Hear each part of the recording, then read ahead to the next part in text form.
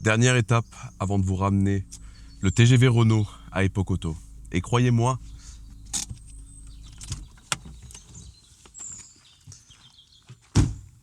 il reste pas mal de choses à faire.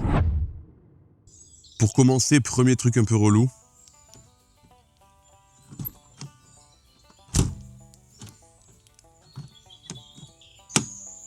C'est fermé.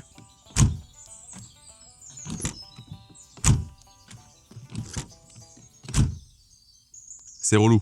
Évidemment, vous vous en doutez bien, c'est un problème assez critique, surtout quand tu te gares dans un lieu public. Donc c'est le premier truc que j'ai regardé hors caméra. Malheureusement, j'ai rien trouvé, à part des fils coupés, je vous mets la photo à l'écran. J'ai ressoudé ces fils, le côté gauche de la voiture a refonctionné, mais le côté droit ne se ferme pas. J'ai vérifié l'ensemble des fils dans les portières, il n'y a aucun autre fil coupé. Donc je pense que c'est les loquets qui sont morts. Vous savez, les systèmes électriques pour fermer la porte électriquement. Par chance, j'ai trouvé les pièces sur Ovoco, en plus qui proviennent de la même voiture. On va essayer de les changer et voir ce que ça donne. Ça peut peut-être aider quelqu'un qui est dans le même cas que moi. Et j'ai profité de cette commande Ovoco pour commander aussi les phares Xenon d'origine. Beaucoup dans les commentaires m'ont dit dans le deuxième épisode, ça serait cool de lui mettre les feux Xenon qui étaient montés d'origine. Par chance, je les ai trouvés à 120 € les deux. Très intéressant. Dans cet épisode, à la fin, il sera prêt pour Epokoto. Et la prochaine fois que vous le verrez, ça sera Epokoto. C'est parti, première étape, les portières. Vous commencez à avoir l'habitude avec moi, je ne me suis absolument pas préparé, je ne sais pas du tout comment démonter ces portières. Mais ça reste du Renault, ça devrait être assez facile. Ça reste du Renault, donc ça va être de la pure découverte, comme d'habitude. J'ai même pas besoin de démonter ça, ça s'est cassé comme du verre. Ok, donc je me suis pas trompé d'outil déjà, c'est une bonne chose. Il y a un petit capuchon en plastique ici, pas très intéressant, mais il y a une vis cachée dessous. Ok, donc ça se démonte, ça doit pouvoir se débrancher. Voilà. Est-ce qu'on peut enlever la grille de haut-parleur? Absolument. Et oui, il y avait une vis cachée derrière la grille de haut-parleur. Et j'avais pas vu, mais il y en a deux ici aussi. À force de travailler sur des merguez, croyez-moi, je commence à capter leur petit jeu à chaque fois.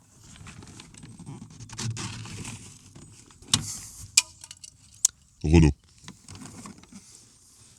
Et évidemment, ça a été trafiqué, parce que je vois qu'il y a un riselant, à moins qu'il soit d'origine, mais j'y crois pas. Faut que je coupe ce riselant pour enlever la fixation de la poignée. Et s'il y a un riselant ici, ou alors rilsan, pour les gens qui se plaignent du mot riselant, c'est que ça devait sauter tout le temps, donc on en remettra un par sécurité. Mais nous, on peut le faire sauter sur le côté, je pense, comme ça. Même pas besoin de prendre de pince. La pince, c'est ma main. Voilà. Je vois que ça a été déchiré, donc ça a déjà été démonté, ça c'est sûr. Après 250 000 km, ça m'étonne pas qu'il y ait eu déjà du démontage, hein, bien sûr. Dites-moi si je me trompe, mais ça a été ouvert que là. Donc pour moi, ça a été trafiqué, et c'est peut-être pour ça que ça marche pas aujourd'hui. Vous le sentez? Alors, hop. Qu'est-ce qu'on va découvrir? Putain, c'est serré. Ok. Ouah, ça va être chiant à faire ça, je le sens. Avant de commencer à tout redémonter, j'ai vérifié qu'il y avait bien du jus qui arrivait quand on ferme la voiture. Donc là, je ferme. Hop. Vous voyez? Ça monte à 14, 16 volts. Donc il y a bien du jus qui arrive. Donc là, je pense que le problème vient effectivement des petits boîtiers. Allez, on démonte. Qu'est-ce que c'est que cet enfer encore là? Bon, je vais creuser le sujet hors caméra. Voilà, il est démonté. Je vais pas faire le mec à vous dire que c'était facile. C'était relou. Il fallait enlever la pièce qui était au milieu là. Elle était rivetée. C'est pas grave, faut la re-rifter. Mais en la démontant, je l'ai rebranchée et j'ai l'impression que le fait de la gibler un peu là, ça lui a redonné un peu de peps. On va changer la pièce parce que je vais pas remonter un truc qui déconne. J'ai l'impression que la vieille graisse qui s'est coincée dans le système fait galérer le moteur. Donc le fait de la rebouger un peu avec le doigt, au tout début, il réagissait pas comme ça en fait. Il faisait tout doucement. Et là, je vais m'en occuper et on remonte tout le bordel. Ça devrait aller. Alors, les pièces que j'ai reçues de chez Ovoco. Donc c'est des pièces que j'ai achetées. Hein. C'est pas des pièces que j'ai eues gratuitement. J'en ai profité même pour prendre celle côté conducteur qui commence à déconner un petit peu aussi. Tant qu'à faire, autant toutes les faire. Lequel est lequel? Ça, c'est pas le bon. Hop. Est-ce que ça fonctionne? Voilà. Vous voyez la différence? Là, ça fonctionne bien.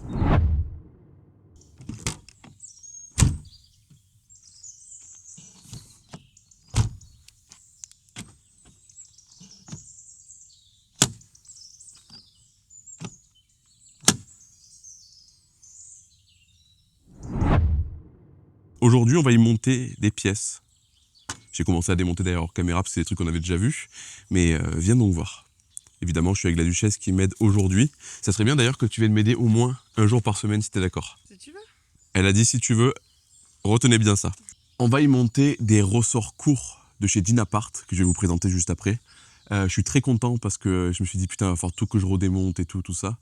Et quand je suis arrivé ce matin, je me suis rendu compte que c'est tenu par deux vis ici, le moyeu. Donc on va pouvoir enlever ces deux vis, faire basculer ça et faire tomber directement l'amortisseur. Ça m'évitera de regalérer encore une fois avec les triangles, parce que je les ai démontés 2 fois et c'était une galère de ouf. Donc là, on va faire tomber les amortisseurs, on va changer les ressorts et les coupelles d'amortisseurs, et on va se faire aussi les ressorts arrière, et j'espère vraiment que c'est beaucoup plus simple, j'ai pas touché au train arrière encore. J'ai déjà avancé le travail, il n'y a plus qu'à enlever ces deux vis, faire tomber la fusée, enlever les trucs, mais avant de faire tout ça, je vais vous montrer les ressorts de chez Dynapart. Donc les ressorts Dynapart, c'est eux qui les fabriquent directement. Donc je suis pas un grand spécialiste des ressorts, mais je sais que ceux-là vont enlever 40 mm de hauteur. Donc ça devrait vraiment faire en sorte que la roue englobe tout le tour tout le passage de roue, et ça c'est génial, parce que pour l'instant on pourra pas mettre les jantes, il faut que j'achète des cales, etc. L'avantage de ces ressorts, et me demandez pas comment ça fonctionne, j'en sais rien, quand on roule tranquillement, ils gardent du confort, et quand vous commencez à attaquer, ils durcissent, ils deviennent plus fermes. En gros, je pense que quand vous roulez tranquillement, ils sont pas beaucoup sollicités, donc ils restent quand même assez souples. Et quand vous commencez à attaquer, que vous prenez des virages un peu forts, tout ça, ils sont beaucoup plus en contrainte et ils durcissent d'un coup. Ça veut dire qu'il doit y avoir un tout petit jeu confort, et si vous dépassez ce jeu, ils deviennent raides. C'est la seule explication que j'aurais à vous donner au niveau du fonctionnement. On va les monter, mais aujourd'hui, je vais fêter un truc. La plus grosse remise que je vais vous proposer depuis le début que je travaille avec des marques. À chaque fois, c'est des 5, des 10%, des 15% au grand max. Mais là, je vais vous proposer 25% de remise sur les ressorts Dynapart. 25%. Sur 100 balles, ça fait 25 € de moins. Incroyable. Donc après avoir bataillé avec l'équipe Dynapart, je vous propose 25% de remise pendant une semaine. Ça va vite, une semaine. 25% sur tous les ressorts Dynapart. Dépêchez-vous, il n'y a qu'une semaine. Montage. Ah, donc j'ai déjà enlevé les écrous ici. Il n'y a plus qu'à les dégager maintenant. Ok. Hop, et de 1. Et normalement, ça devrait me laisser la place pour sortir. L'amortisseur, ça va basculer d'un coup. Non, ça va. Ah, par contre, ça me fait tirer sur la boîte là-bas. Ça devrait me laisser assez de jeu pour les sortir.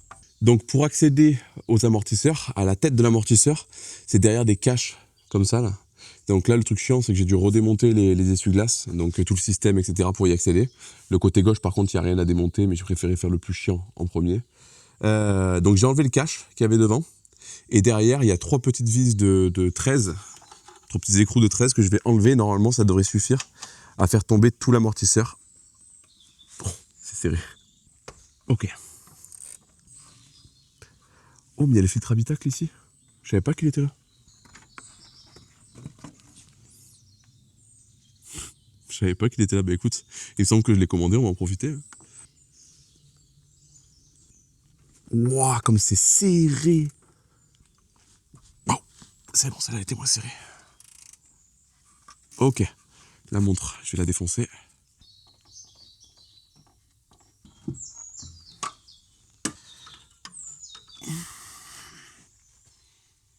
Magnifique. Franchement, je pensais pas que ça allait aller aussi vite. Je suis trop content. Maintenant, la partie dangereuse qu'il ne faut pas refaire chez soi.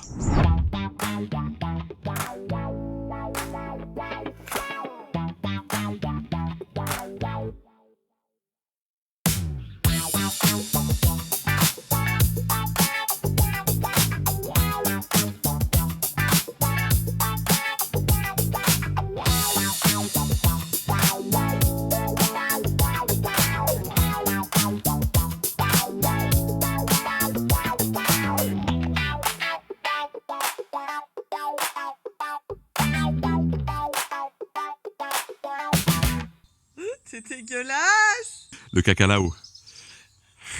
J'ai une petite caméra qui est en livraison, là, qui devrait arriver dans pas longtemps, qui pourra me permettre d'avoir des POV beaucoup plus précises. Quand je vais sous les bagnoles comme ça, vous verrez mieux ce que je vois. Mais pour l'instant, elle n'est pas arrivée, donc elle va arriver dans la journée. Il y a juste à venir démonter les amortisseurs. enfin les bonbonnes de gaz là, en espérant que ça tombe pas d'un coup. C'est peut-être pas la meilleure idée de rester dessous.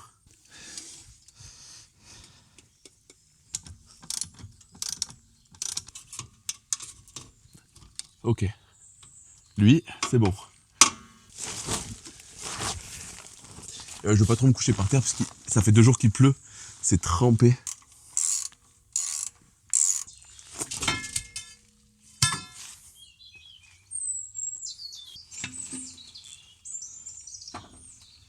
Il est libre, Max. Hop. Regarde ça. Voilà. Ouais, bah il était temps de les faire, hein, vu la rouille. Tu vois, niveau taille, c'est assez similaire. Mais c'est vraiment au niveau rigidité, au niveau souplesse de l'amortisseur. Quand on va poser la voiture, ça devrait vachement descendre. J'espère du moins. Poubelle. Ils m'ont envoyé ça aussi, des protections de plastique. Je vois que d'origine il y en a, donc je vais les mettre exactement pareil. Je sais pas si c'est vraiment nécessaire de les remettre, mais écoutez, ils y sont, on les met. En fait, c'est quand il va venir se plier, c'est pour pas que celle-là vienne taper sur celle-là. Tu vois, pour pas l'abîmer. Si tu l'abîmes, ça met le métal apparent et ça vient rouiller après. Là, il faut qu'il arrive là. Waouh. Ouais, on va mettre le deuxième aussi. Comme ça, il y aura juste à monter petit à petit et venir remettre la cartouche. Toutes les musiques que vous avez entendues depuis le début sont créées par l'IA. Mais maintenant qu'il y a des paroles, les gens vont s'énerver en commentaire. Avant ces paroles, vous n'y avez vu que du feu.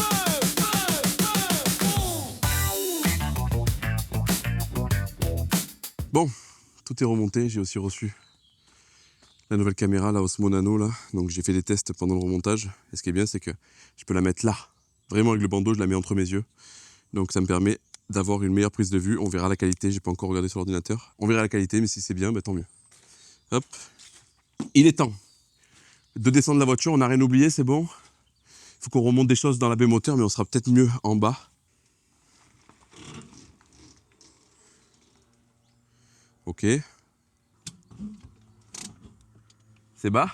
On dirait pas qu'à 42 moins. Quoi que tu me diras, 4 cm, c'est pas énorme, hein, ça fait ça. Hein. Donc en vrai, plus bas, c'est trop. Ça englobe bien la roue. Plus bas que ça aurait fait Jackie et ça aurait frotté partout. Donc non, c'est parfait. C'est nickel. Cette vidéo est encore une fois sponsorisée par un partenaire de longue date, Ovoco. Pour ceux qui ne connaissent pas Ovoco, c'est très simple, c'est un site qui regroupe énormément de pièces d'occasion dans l'Europe entière. Pour vous donner une petite idée, voici le nombre de casques que vous trouverez sur Ovoco en ce moment et le nombre de pièces que vous y trouverez. Certaines personnes ont tendance à se plaindre des frais de port parfois élevés, mais c'est pas de la faute de Ovoco, c'est que quand vous commandez une pièce à l'autre bout de l'Europe, ben forcément les frais de port coûtent cher. Et sincèrement, entre nous, pour certaines pièces qui sont assez dures à trouver, même avec des frais de port un peu élevés, ça reste toujours très intéressant. Du coup, comment fonctionne Ovoco? C'est très simple, il vous suffit de renseigner la marque de votre véhicule, le modèle et l'année. Vous allez avoir toutes les pièces qui vont s'afficher. Vous pouvez directement parcourir toutes les catégories de pièces qu'ils vous proposent pour votre véhicule. Et si vous n'avez pas envie de voir toutes les pièces proposées, vous pouvez directement taper le nom de la pièce dans la recherche sur le site Ovoco. Donc voilà comment fonctionne Ovoco, c'est très simple et très rapide et il y a de grandes chances pour que vous trouviez votre bonheur sur le site Ovoco. Si tout ça vous intéresse, je vous mets le lien en description et avec le code AUBORDEL, vous pouvez bénéficier de 15% de remise sur les frais de port justement jusqu'à la fin de l'année. Merci beaucoup à Ovoco de soutenir encore une fois mes projets et on reprend la vidéo. Bon, il est temps de monter ces magnifiques feux Xénon en espérant que les prises de branchement soient les mêmes, sinon je suis piné parce que j'ai pas vérifié ça, mais si c'est pas les mêmes prises, je pourrais pas les monter. Donc on va essayer d'en monter un pour commencer, voir ce que ça donne. Après on passera à autre chose. Je vous ai pas raconté, mais j'ai eu une galère avec les jantes que je devais monter, les jantes de Mégane RS.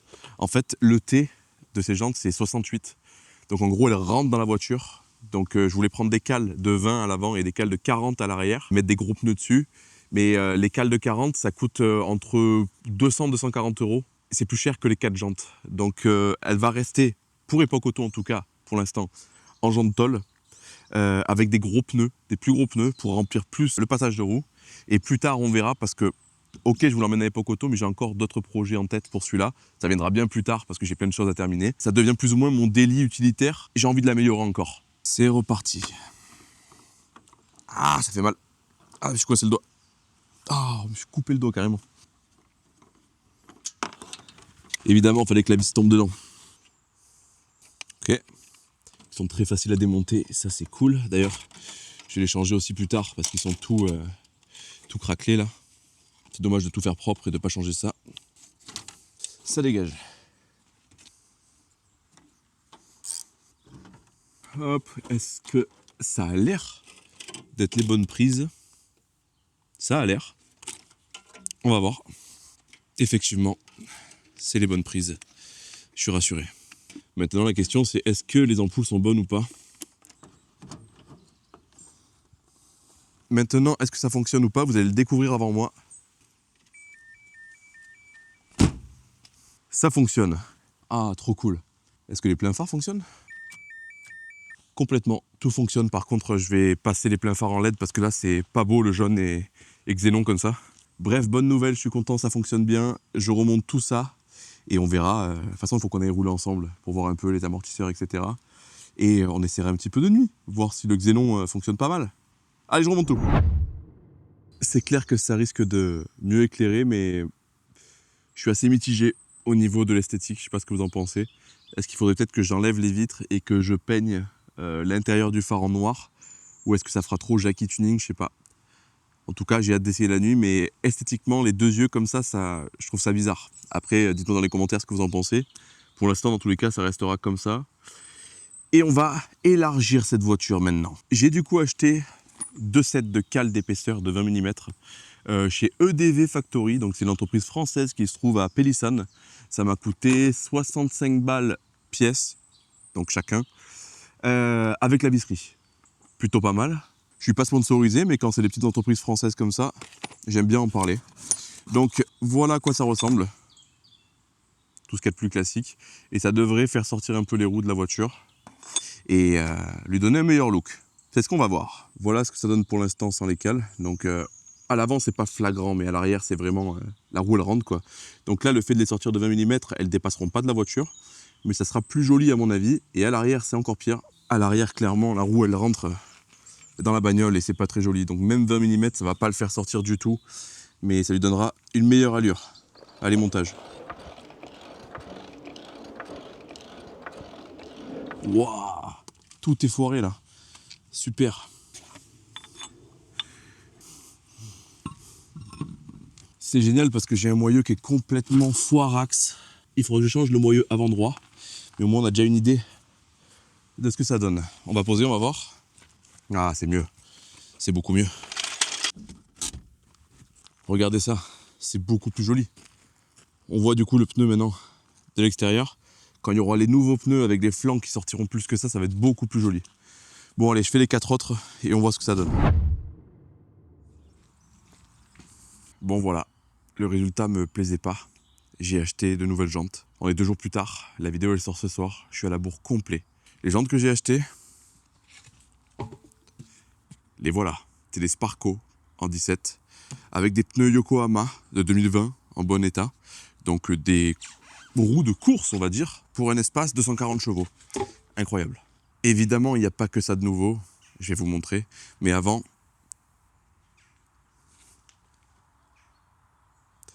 toute ma gamme de t-shirts, que ce soit les Kirst, les Au Bordel, etc., vont bientôt être en stock. Voilà, donc ça sera fini, les délais de livraison qui n'en finissent plus, etc. Une société prend le relais, c'est plus moi qui va gérer tout ça, et ça me permettra de créer de nouvelles collections, de nouveaux trucs, et ça sera envoyé en temps et en heure, avec des t-shirts de différentes qualités. Il y aura celui-là en coupe normale, oversize à l'européenne et oversize maxi, vraiment le gros oversize bien épais, on dirait des pulls à l'américaine. J'ai très hâte de vous montrer ça, ça devrait arriver d'ici une semaine, 2 semaines sur le site et vous pourrez vous faire plaisir sans attendre 3 semaines vos articles. Je vais vous montrer ce qu'il y a de nouveau.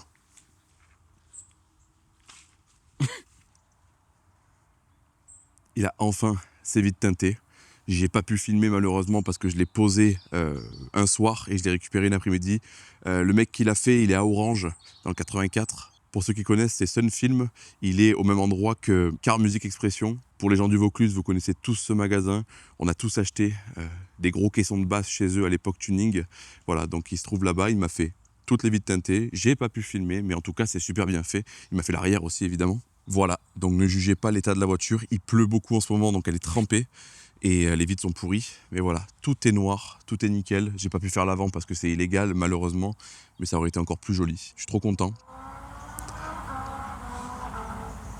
Et pour ceux qui se demandent pourquoi je suis chez Peter, ben la vidéo elle sort ce soir sur YouTube. J'habite à une demi-heure de chez mes parents où il y a tout mon matos, et Peter habite à 10 minutes de chez moi. Je profite donc de son absence pour utiliser son jardin. On va monter les jantes, on va s'occuper des fils de radio parce que vous allez voir, c'est un trafic de fou puisqu'il n'y a pas de radio d'origine devant vous quand vous roulez. Et on va aller faire un tour avec la voiture parce que c'est vrai que depuis le début, on n'est pas trop allé rouler ensemble. Caméra sur le front. Alors, qu'est-ce que vous pensez de cette POV ? Malheureusement, je me retrouve avec des vieux outils d'origine parce que j'ai oublié les miens. Et évidemment, le jour où je viens chez Peter, il a mis tout son matériel dans son Yukon pour aller rouler ce week-end. Donc je me retrouve avec du matériel d'avant. Ça me rappellera les débuts au moins. Évidemment, tout est trempé aussi, donc je vais me régaler. Alors, où est-ce que je peux le caler là ? Je le cale plus là-dessous parce que regardez, je l'ai fissuré ici, en levant la voiture. Donc c'est un peu de la daube. Je déteste ces systèmes à l'ancienne. Ça dépanne bien, mais c'est pas sécure du tout, quoi. Enfin, ça passe pas. C'est vraiment dangereux.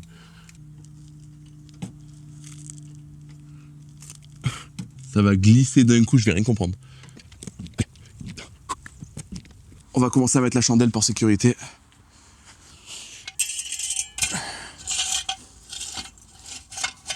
Sécurité absolue. Ah, le carton. Parfait.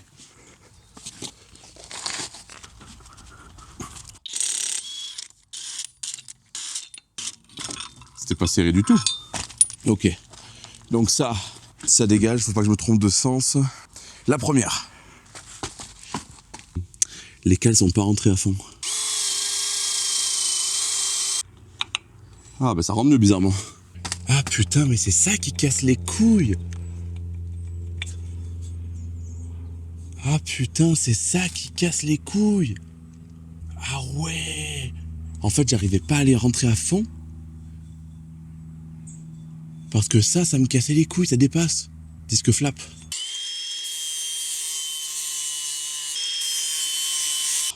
Ne vous en faites pas, ces moyeux vont dégager dans tous les cas parce qu'il faut les changer. Il y en a un qui est foiré de l'autre côté.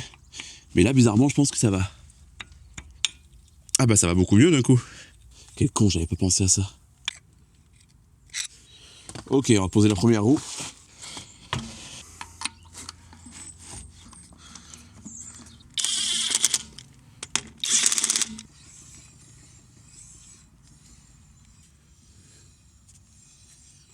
Non, ça va pas. Ça va pas. Et ouais, du coup, c'est pas centré. L'alésage central n'est pas le même, c'est pas centré. J'ai calé ça à l'œil. C'est pas du tout parfait. Mais je vais essayer de trouver des adaptateurs, des trucs pour l'alésage central de Renault à Volvo, apparemment. Donc 61, 63, un truc du genre. Là, pour finir la vidéo, ça ira très bien et on ira rouler comme ça quand même. Le cup, par contre, sur la jante, je vais l'enlever, je pense. Et j'aurai pas le temps de les repeindre avant l'événement. Donc il sera quand même un peu bordélique, comme d'hab. Allez, je vais reposer ce côté et faire les 3 autres hors caméra. Je pensais pas que ça allait prendre autant de temps. 1h30 plus tard. Voilà, le résultat. Donc là, ça remonte un peu plus qu'à l'arrière. C'est normal, c'est le sol qui est pas plat. Mais ouais. Ça fait un peu Jackie. Mais au moins, les jantes sortent bien de la voiture. Enfin, elles sortent bien. Elles sont à ras de la voiture, c'est nickel. Il faudra surtout les nettoyer et les repeindre plus tard. Est-ce que j'aurai le temps avant le salon ? Je pense pas, sincèrement, avec tout ce qui me reste à faire. Mais je vais les nettoyer, elles seront plus jolies. Je vais enlever le cup aussi. Je trouve que c'est un peu trop. Voilà, mais sinon, écoutez, c'est des jantes 5 bâtons. Ça va bien. Voilà. Dommage que tout soit rouillé dessous. Enfin, les disques et tout. Mais voilà, je vais pas investir non plus des 100 et des 1000 dans cette voiture. Pas lui mettre des gros freins, etc. À part si vraiment un jour je swap un très gros moteur, mais on verra plus tard. Les ressorts n'ont pas fini de se tasser encore, parce qu'il faut au moins 1000 km avant qu'ils se tassent complètement. Et j'en ai fait 400 depuis que je les ai installés. Donc je pense qu'ils vont encore se tasser un petit peu. Donc dernière étape avant d'aller rouler, j'aimerais bien avoir une radio. Donc on va s'occuper de tirer les câbles qui sont sous le siège passager jusqu'à l'avant de la voiture. Et j'ai acheté un système d'origine, vous allez voir. C'était à la base pour mettre un chargeur CD devant vous quand vous conduisez. Mais nous, on va s'en servir pour mettre une radio. Bon, j'ai pas monté la radio, je vous explique pourquoi. En fait, c'est ce truc-là que j'ai acheté et j'avais pas capté, mais il faut faire des trous partout. Vous voyez, il faut faire des trous sur les plastiques, sur les côtés, tout ça. Et vu que je suis pas chez moi, j'ai pas tout mon équipement et le temps de chercher tous les outils, parce que c'est pas chez moi, le temps de le faire, etc. Ça sera beaucoup trop tard pour sortir la vidéo ce soir. Donc ce genre de choses, je le ferai sur Instagram. Des réels, on verra. J'ai envie d'essayer plein de petits formats avec cette caméra avec laquelle je suis en train de filmer actuellement. Donc ce sera peut-être l'occasion de le faire. Et du coup, nous, ce qu'on va faire, c'est qu'on va aller rouler. Je suis un peu deg parce que si j'ai pas le temps de le faire la semaine prochaine, j'aurai la radio qui grésille d'origine. Et bon, voilà. Ça, c'est un chargeur CD à la base et je vais pouvoir venir installer ma radio là-dedans, proprement. Et je pourrais même la cacher, du coup. Donc ça, c'est cool. On verra plus tard. C'est le bordel derrière. Tous les bruits que vous entendrez viendront du coffre, du coup, tout ce qui est en bordel. Pas de la voiture. Donc, hop, premier tour de roue avec ces nouvelles jantes et ces nouveaux pneus. Il faut savoir une chose, c'est que la première fois que j'ai monté les cales, c'est-à-dire il y a 2 jours, et que j'ai roulé avec, c'était un enfer parce que c'était pas aligné, ça vibrait dans tous les sens. Tout simplement, je l'ai découvert tout à l'heure, parce que les vis de centrage des disques, vous savez, pour les bloquer, dépassaient, et du coup ça a dû venir décaler la cale et ça fonctionnait plus, ça faisait pas le taf. Donc là on va aller rouler un petit peu, pas fort, hein. Dans tous les cas il n'y a que 140 chevaux et c'est... Voilà quoi, c'est anémique comme véhicule, mais on va aller quand même tester. La CLK, vous la voyez plus trop, mais elle est chez Peter, parce que j'ai plus de place, moi, j'ai pas de chez moi en vrai. Je jongle entre chez ma copine et chez mes parents, donc j'ai de la chance d'avoir Peter qui me prête un peu d'espace pour garer un de mes véhicules, et ça c'est cool, merci Peter. D'ailleurs, si t'es arrivé jusqu'ici dans cette vidéo, mets-moi en commentaire, vite une maison pour Nico. Parce que c'est vrai, putain, j'ai hâte d'avoir tous mes véhicules garés comme il fait lui. Ah là là là, ça peut paraître un peu bizarre pour beaucoup, mais ne pas avoir vraiment son chez-soi, c'est un truc qui me travaille énormément. Moralement, c'est très dur. Mais je fais tout, je me crève le cul chaque jour, je bosse comme un dingo pour pouvoir m'acheter ma maison l'année prochaine et avoir mon espace, mon hangar pour travailler, etc. Je fais tout pour. Allez, on arrête de parler, je vais faire un tour et toi, je te récupère bientôt. Voilà, je me suis éloigné de chez Peter. On a de la chance autour de chez nous d'avoir des magnifiques routes comme ça pour tester. Donc écoutez, je pense que j'ai bien centré les roues parce qu'ils tournent nickel, j'ai pas de vibration, rien du tout. Le seul truc qu'il faut que je fasse avant de venir à Lyon, c'est voilà. Mais il tire pas trop là, mais s'il tire à droite, il faudrait que je l'emmène chez Panagiotis là pour qu'il me refasse le para, tout ça, histoire que ça soit nickel. Mais franchement, j'ai l'impression qu'avec des pneus plus typés taille basse, ça tient mieux, ça fait moins effet flobber. Les gros pneus en 65 étaient peut-être plus confortables, mais en tout cas, ça donnait un effet un peu flou. Là, regardez ça, oh, putain, avec les ressorts et les pneus courts, le truc il est agile de fou. Bon, après, je peux pas trop faire le con parce que j'ai les affaires derrière. J'ai pas envie de tout balancer dans tous les sens, mais franchement, il va bien. Je sais pas si je vous avais montré ça, mais j'ai monté le pommeau de vitesse de la Mulasse dessus. C'est pour ça qu'à un moment dans la vidéo, vous voyez la Mulasse, j'avançais doucement devant parce qu'il y a des nids de bestioles dedans, etc. Mais en fait, j'allais juste lui piquer son pommeau de vitesse. Pourquoi ? Parce qu'il est plus haut. Et d'origine, je le trouvais vachement bas. Avec la coudoir, c'est un peu relou là. Donc il était vachement bas. Et là maintenant, c'est un peu camionnesque parce qu'il faut vraiment passer les vitesses. Mais ça me permet d'avoir le bras qui est posé dessus et c'est beaucoup plus agréable au toucher, je trouve. Donc c'est parfait. Et franchement, la différence avec les ressorts et du coup les pneus taille basse maintenant, enfin taille basse, 45 c'est pas du taille basse mais vous m'avez compris, franchement c'est pas mal, c'est pas mal. Au moins on va dire qu'il est prêt pour si je lui mets un gros moteur par exemple, ça sera beaucoup plus adéquat dans ce véhicule. Le seul truc que je pense qu'il faudra faire, c'est changer les cartouches à l'arrière d'amortisseur là, et peut-être trouver une barre stab à l'avant plus épaisse, un truc anti-rapprochement qui se met sous le moteur parce que je sais pas trop comment mettre une barre anti-rapprochement dans la baie moteur sur ce modèle. Et je pense qu'il doit y avoir des solutions pour le rendre un peu plus sportif, et bien sûr des gros freins si je le swap plus tard. Mais écoutez, les roues sont beaucoup plus lourdes que l'origine, mais je vois pas la différence au niveau patate. Je vais pas faire le con non plus niveau vitesse, mais il monte facilement à 130 sans problème. À 130, je trouve qu'il gueule, une boîte 6 aurait été parfaite sur ce véhicule. Je trouve ça bizarre d'ailleurs, parce qu'à 130 vraiment on dirait qu'il va exploser le machin. Et voilà. Donc autre chose que j'ai oublié de vous dire, j'ai eu une fuite au moteur. Donc je pense qu'il y a peut-être un joint spi que j'ai mal posé ou peut-être de travers ou quoi. Je vais m'en occuper avant de monter à Epoch-Auto parce que j'ai pas envie de péter le moteur sur l'autoroute. Mais encore une fois, je le ferai sur Instagram. Alors, on va dire que c'est le dernier épisode préparation sur YouTube de ce véhicule pour Epoch-Auto. Et vous reverrez l'espace beaucoup plus tard quand j'aurai décidé de ce que je vais lui faire niveau moteur, etc. J'ai hâte de vous rencontrer tous à Epoch Auto. Venez nombreux, il sera sur le parking collection.